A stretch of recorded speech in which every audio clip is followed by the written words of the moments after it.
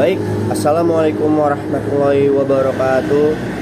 Alhamdulillahirabbil alamin, wassalatu wassalamu ala asrofil anbiya'i wal mursalin wa ala alihi washabbihi ajmain, amma ba'du. Pertama-tama marilah kita panjatkan puji dan syukur kita atas kehadiran Allah Subhanahu wa taala, yang dimana pada pagi menjelang siang ini saya masih dapat diberi kesehatan, diberi nikmat, dan juga pada rangkaian hari ini saya akan memaparkan atau mempresentasikan materi tentang teknik ELISA. Pertama, apa sih ELISA itu? ELISA adalah Enzyme Linked Immunosorbent Assay, di mana ELISA ini adalah salah satu metode immunoassay yang digunakan untuk deteksi sebuah antibodi, protein, dan juga peptida serta biomolekul.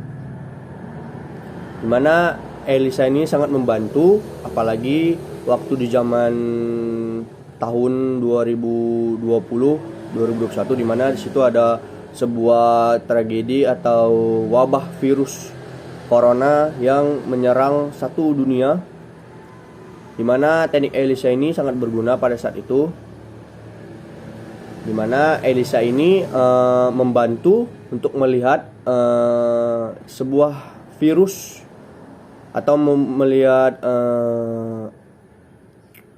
sebuah antibodi yang tidak kuat saat melawan virus itu.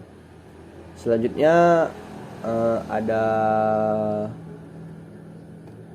immunoassay.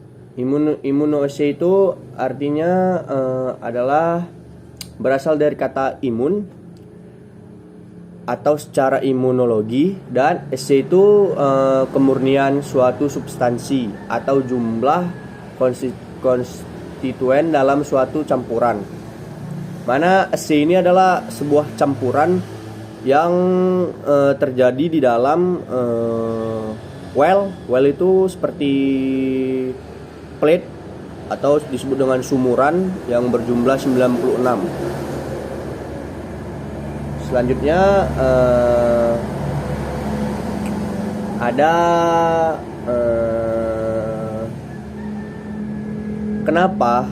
kenapa disebut Enzyme Linked Immunosorbent Assay. Kenapa disebut seperti itu ada 4 kemungkinan atau 4 fakta. Yang pertama itu adalah antigen atau antibodi yang diinginkan atau diabsorpsi ke permukaan plastik. Permukaan plastik itu tadi well atau sebuah sumur. Dia bentuknya bulat-bulat kecil seperti plate gini. Nah, dimana yang kedua itu ada antigen. Antigen adalah dikenali oleh antibodi atau spesifik atau imuno. Yang ketiga itu ada antibodi, itu dikenal oleh antibodi kedua yang ditempeli oleh enzim. Nah, contoh dari terakhir itu ada substrat. Substrat itu bereaksi dengan enzim untuk memproduksi produk berupa warna. Nah, contohnya itu seperti ini. Saya sudah membuat contoh. Ini, maaf kalau tidak jelas. Bisa dilihat. Nah, contoh itu seperti ini. Baik, saya jelaskan lagi sedikit. Ini antigen. Nah, dan ini yang garis ini adalah sumuran atau well. Oke. Nah, antigen itu nanti akan turun atau jatuh ke sini, ke sumuran yang akan dicampurkan, yang akan diletakkan di sumuran. Ini antigen duluan. Kemudian ada antibodi. Ini yang bulat ini antibodi turun ke si antigen yang akan menyatu ke si antigen. Nah, selanjutnya ini ada enzim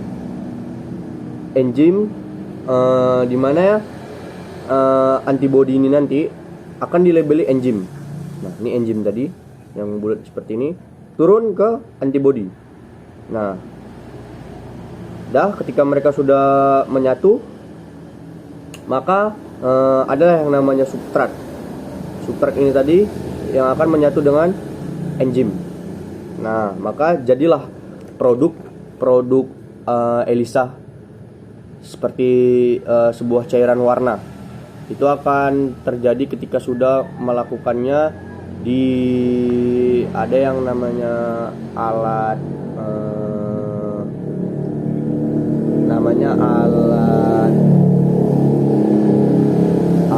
yang namanya itu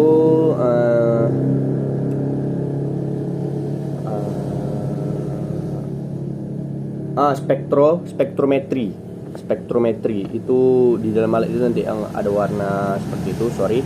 Baik, seperti ini contohnya. Sorry kalau agak kurang jelas. Oke, kita lanjut. Dimana teknik ELISA tadi sangat berguna ketika terjadi di wabah virus corona pada masa lalu, pada hari itu. Nah, substrat ini dan enzim ini dimana enzim linked immunosorbent S ini akan terjadi oleh dua faktor. Yang pertama itu campuran antara antigen dan antibodi, kemudian campuran antara enzim dan juga substrat. Dicampurkanlah keempat faktor ini, kemudian jadilah sebuah produk ELISA yang akan melawan sebuah antigen.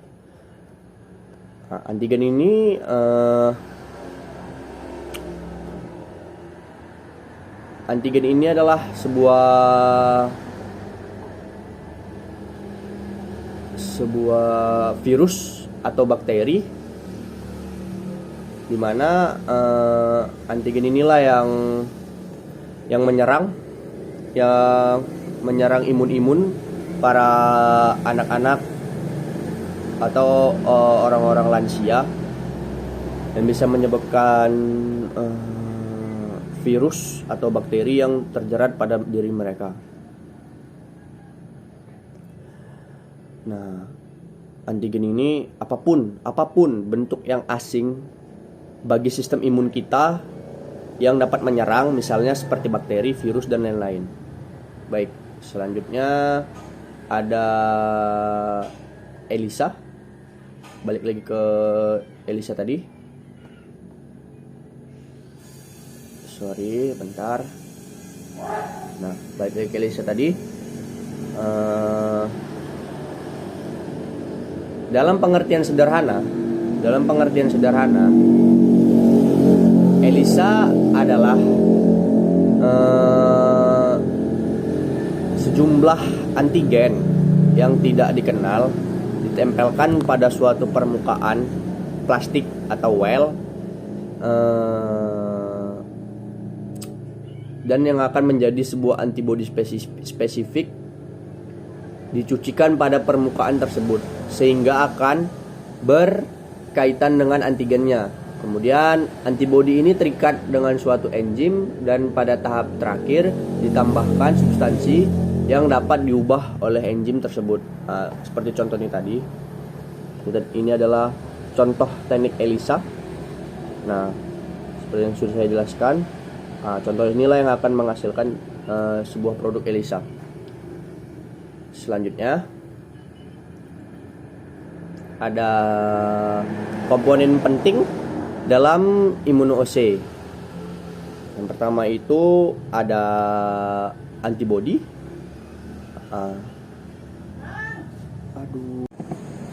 Baik, selanjutnya ada komponen penting dalam immunoassay. Pertama ada antibodi atau antiserum. Apa sih antibodi itu? Antibodi itu adalah sesuatu hal berupa yang bisa melawan antigen atau melawan sebuah virus. Antibodi inilah nanti yang melawan sebuah virus. Seperti contohnya ada seseorang terkena HIV. Nah, untuk menyembuhkannya itu bukan virusnya yang dilihat, tapi antibodinya. Apakah dia memiliki sebuah antibodi? Karena antibodi tersebut yang akan melawan si antigen atau yang melawan si virus, bakteri, dan lain-lain ini, yang melawan penyakit HIV ini. Nah, selanjutnya antigen seperti yang sudah dijelaskan tadi. Antigen adalah sebuah apa sajalah yang melawan imunisasi kita, yang melawan imun kita. sebuah seperti bakteri, virus dan lain-lain. Nah, itulah antigen, disebut dengan antigen. Kemudian ada labeling material. Nah, labeling material ini sesuatu yang menyangkut atau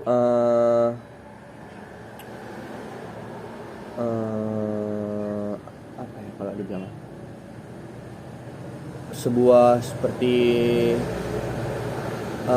gimana ya, merubah si enzim, merubah si antibodi menjadi sebuah enzim. Labeling material itu seperti itu, dari si antibodi dirubahnya menjadi si enzim, disebut dengan labeling material. Baik, selanjutnya itu ada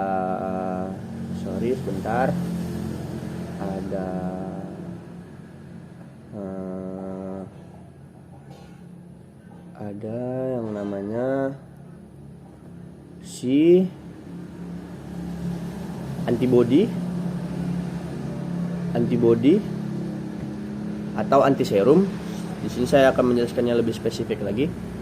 Antibodi adalah sebuah protein yang diproduksi oleh sistem imun untuk melawan antigen. Seperti yang sudah saya jelaskan, antibodi ini sangat berpengaruh terhadap tubuh kita untuk melawan sebuah virus, bakteri, dan lain-lain. Nah, untuk pada saat tes PCR atau pada saat zaman corona hari itu, kan dites itu diri kita ke dalam PCR. Itu yang dilihat PCR itu sebuah antibodi yang ada dalam tubuh kita, bukan virusnya. Nah, karena si antibodi ini seperti yang saya bilang tadi akan melawan si antigen.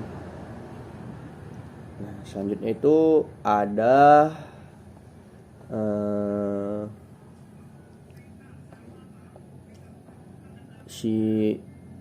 ada kelebihan dan kekurangan ELISA. Di sini saya akan menjelaskan kekurangan ELISA terlebih dahulu. Kekurangan ELISA itu ada 5 sejauh ini. Yang pertama, dalam pengukuran aktivitas enzim jauh lebih kompleks dibandingkan pengukuran aktivitas dengan menggunakan radioisotop. Nah, kemudian yang kedua, aktivitas enzim dapat terpengaruh oleh konstituen plasma. Kemudian ada kit, ada yang namanya ELISA kit. Nah, kit itu tersedia, ELISA kit itu nanti saya akan jelaskan di selanjutnya. Kit itu tersedia secara komersial tapi tidak murah. Nah, kemudian ada yang keempat, ada sangat spesifik untuk antigen tertentu, tidak akan mengenali antigen lain. Kemudian yang terakhir, bisa terjadi positif atau negatif atau palsu, terutama dengan antigen yang termutasi. Nah, misalnya sebuah antigen itu termutasi, kita menggunakan untuk melihat antibodi itu atau melihat antigen ini menggunakan teknik ELISA, bisa aja palsu gitu, karena si antigennya telah dirusak atau telah termutasi oleh sesuatu hal yang lain. Selanjutnya ada kelebihan ELISA. Nah, kelebihan ELISA ini sejauh ini ada 4. Yang pertama, regen. Dalam regennya itu waktu simpannya sangat lama, sangat bagus. Dimana regen ini adalah sesuatu yang kita buat tadi si regen ini seperti ini tadi, regen ini tadi. Nah, itu bisa disimpan dengan waktu yang sangat lama tanpa terjadinya kebusukan atau hal-hal yang tidak diinginkan. Kemudian ada spesifitas dan sensitivitas ELISA itu tinggi. Nah, sensitivitas ELISA ini sangat tinggi, jadi kita harus berhati-hati, tapi ya sangat spesifik dalam melawan virus-virus. Kemudian mudah dilihat hasilnya dan prosedurnya cepat. Ya, bisa dibilang mahal. Dalam menggunakan teknik ELISA ini sangat mahal. Tapi kita dapat keuntungan di mana kita mendapatkan hasil atau prosedur yang cepat untuk menghasilkan sebuah regen. Regen pula. Kemudian ada terakhir ada Elisa. Baik, sudah sampai mana tadi? Sampai Elisa Kit. Sorry. Selanjutnya terakhir itu tahapan Elisa. Sini saya akan menjelaskan gimana cara menggunakan Elisa ini. Baik, saya akan menjelaskannya secara perlahan. Semoga teman-teman mengerti ya. Itu yang pertama ada inkubasi dengan sampel uji. Nah, sampel apa yang mau kita uji, penyakit apa yang mau kita uji nih contohnya. Nah, kita inkubasi itu standar 100 mili sampel uji atau biasa diletak di dalam sebuah buffer lah, mana inilah buffer, ditambahkan ke setiap well. Buffer yang tadi nanti dituangkan ke setiap well ini tadi well tadi yang bulat-bulat ini well tadi, tambahkanlah di setiap well, dimana misalnya di 1, 2, 3 taruhlah nih. Kita harus ingat biasanya itu supaya kita tidak lupa untuk meletakkan di mana sampel kita tadi di dekat well ini tadi, kan karena itu kan banyak tuh 96. Biasanya kan akan lupa karena ada beberapa cairan yang itu tidak kasat mata kalau dibilang, dia kayak titik kecil aja. Nah, maka supaya ingat diletakin nama sampel-sampel lah. Misalnya kan di bulatan ini, ya udah kita tandain entah pakai apa gitu, pakai kertas solatif atau apa. Misalnya ini sampel 1, sampel 2, sampel 3. Kurang jelas ya? Misalnya ini sampel 1, sampel 2, sampel 3. Nah, seperti itu. Kemudian ditutup plate-nya tadi, ditutup lah si well-nya tadi ditutup. Dan diinkubasi di suhu atau di ruang pada suhu ruang selama 2 jam. Itu biasa suhu ruangnya yang dingin, jangan diletakkan yang panas karena rusak. Biasanya ketika kita sudah memasukkannya ke dalam tempat suhu ruang yang dingin, yang tertutup, yang benar-benar dingin lah, tertutup seperti di dalam kulkas contohnya, itu kita tidak sembarangan dalam mengeluarkannya. Karena ketika kita sudah mengeluarkannya, misalnya gini, kita mau menggunakan inilah tadi yang udah kita inkubasi tadi, mau kita gunakan lah, rupanya terjadi hal yang seperti kayak mati lampu atau kita tidak jadi nih menggunakannya. Ya udah, si inkubasi ini tadi, yang udah kita inkubasi tadi ini, sampel uji tadi udah rusak, udah tidak bisa digunakan kembali.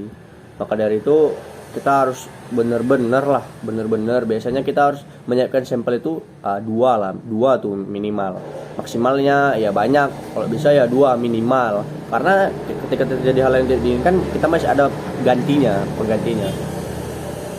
Kemudian yang ketiga, lapisi well dengan antibody. Nah, ketika si well ini tadi sudah siap, si sampel ini tadi siap, masukkanlah tuh antibody-nya. Saya tadi mana deh, sampel pertama, sampel 2, sampel ketiga, masukkan tuh 100 mili si antibody. Yang pertama, yang kedua, yang ketiga, si antibody-nya nih, yang pertama, yang kedua, yang ketiga. Saya buat di sini ya, salah tadi kan. Nah, udah ditambahkan tuh lah si antibody tadi itu kan ke dalam setiap well tadi. Nah, kemudian ditutup kembali plate-nya dan diinkubasi pada tadi kan itu udah dingin tuh. Misalnya kita buatnya di suhu dingin berapa derajat sih ya? Misalnya 7 lah. Nah, ketika kita sudah memasukkan si antibody ini tadi, kita harus menutupnya kembali, kemudian kita inkubasi lagi semalaman selama 4 Celcius. Nah, di dalam suhu ruang 4 Celcius. Suhu ruang 4 Celcius, bukan selama 4 Celcius. Baik. Kemudian kita cuci kembali. Besoknya tuh kita cuci lagi kembali tuh. Nah, ketika sudah kita cuci kembali, kita masukkanlah si antibody atau enzim antibody yang sudah terkonjugasi. Baik, terakhir ada Elisa, dapat digunakan untuk berbagai infeksi. Nah, jadi kalau misalnya kita terkena virus apapun seperti corona, HIV, apapun itu yang menginfeksi tubuh kita bisa menggunakan teknik Elisa ini karena sangat cepat prosedurnya dan mudah lah kita dalam melihat sesuatu yang terinfeksi dalam tubuh kita dan gimana cara melawannya. Teknik ELISA ini sangat bagus. Oke, baik, selanjutnya ada ELISA plate. Ya, lupa. ELISA tuh ada tergolong dari ELISA plate. ELISA plate itu bentuknya, bakalan saya buat di sini sebentar. Bentuknya seperti ini. ELISA plate. Bulat.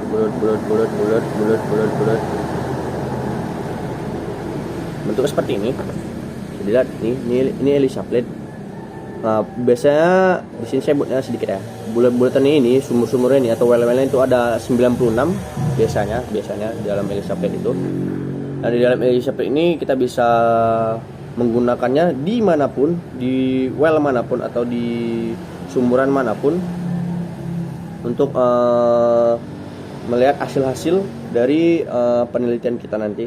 Sebuah penelitian kita nanti, penelitian yang teman-teman akan lakukan. Selanjutnya ada si ELISA reader. ELISA reader itu gimana ya? Seperti ini. Ini komputernya. Nah, ini komputer dan ini spektrometrinya itu yang untuk melihat hasilnya itu. Seperti ini. Nah, ini alatnya. Itu disebut dengan ELISA reader. Nah, ini komputernya dan ini spektrometrinya. Disinilah nanti kita bisa melihat hasil dari yang ini, atau juga kita bisa melihat biasanya hasilnya itu adalah sebuah warna. Nah, disinilah si ELISA reader tadi. Ini namanya ELISA reader ya, dua ini. Kemudian ada ELISA kit. ELISA kit ini biasanya dikit lah, sulit untuk ditemukan, tapi bentuknya itu seperti seperti obat-obatan kalau nggak salah. Obat-obatan lah dia, kayak kapsul-kapsul atau apa gitu. Kalau ada ini itunya. Jadi dia sangat sedikit lah kalau dibilang ini. Sorry, entah seperti apa gambarnya, seperti inilah intinya dia tuh seperti kapsul-kapsul gitu. Sulit untuk ditemukan, sedikit orang memproduksinya.